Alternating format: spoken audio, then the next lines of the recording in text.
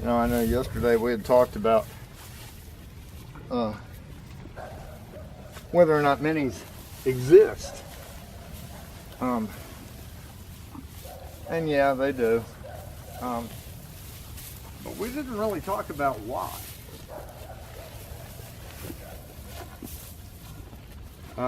Or the debate that's raging around them.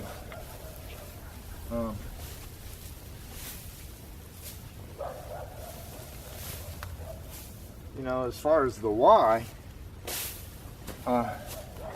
you know, you've got a lot of people that want smaller cows.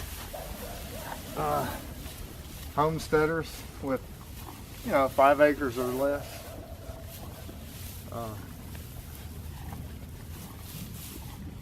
You know, you got people that want the minis for pets.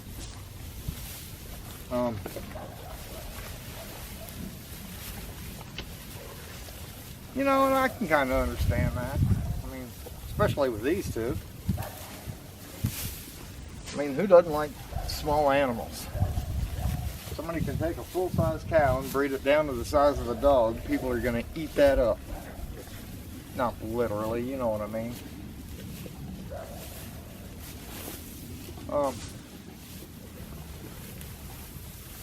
So what these guys are doing, they're finding the best small Highlands they can, and they're breeding them down.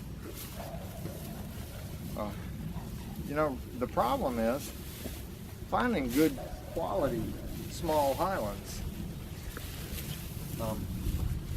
You know, normally on a commercial operation, they're going to cull out small calves right away.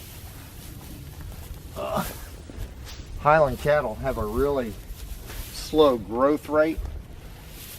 So most of the guys aren't going to see that small calf as being profitable like a full-size calf would be.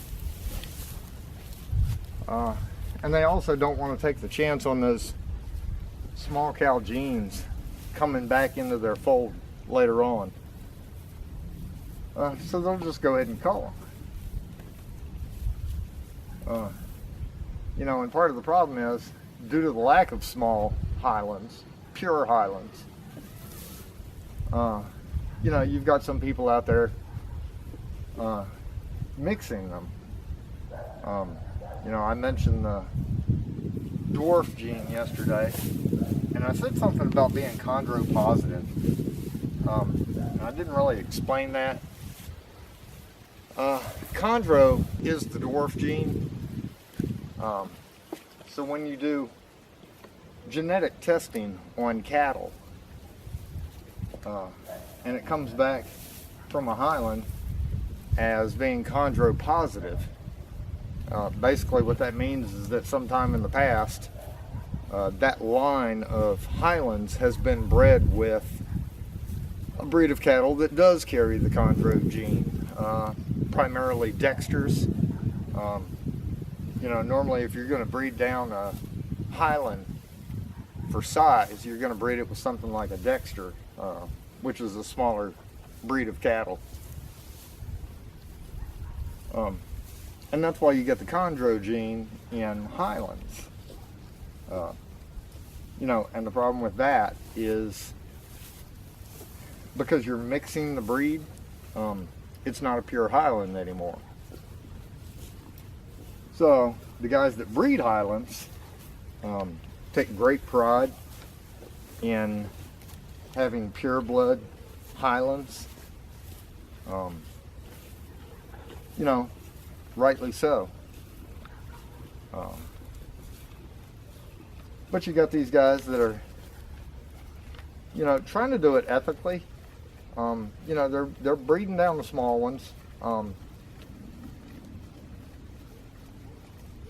But they've got to use smaller calves sometimes to help the process along.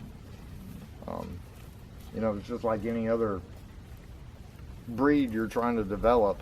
You know, 15 years ago there was no such thing as a Labradoodle.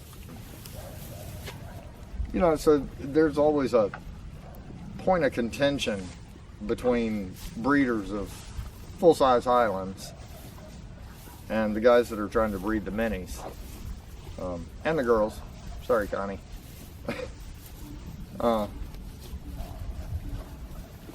You know, I don't think there's a right or wrong to it.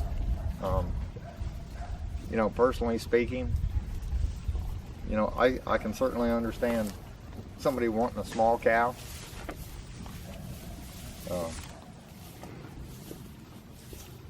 You know, I think my biggest problem with it is when it comes to people saying that they are a separate breed than a Highland. You know, it's kind of the same with Labradoodles. You know, people say, oh, it's a new breed. It's a new breed of mutt, is what it is. You know, and nothing's wrong with mutts, believe me. I've got 3 of them. You know, but it's not a pure Highland. And if, you know, part of their issue is that they want to be able to register it, you know, to be able to follow the lineage, you know, because that's just good management. But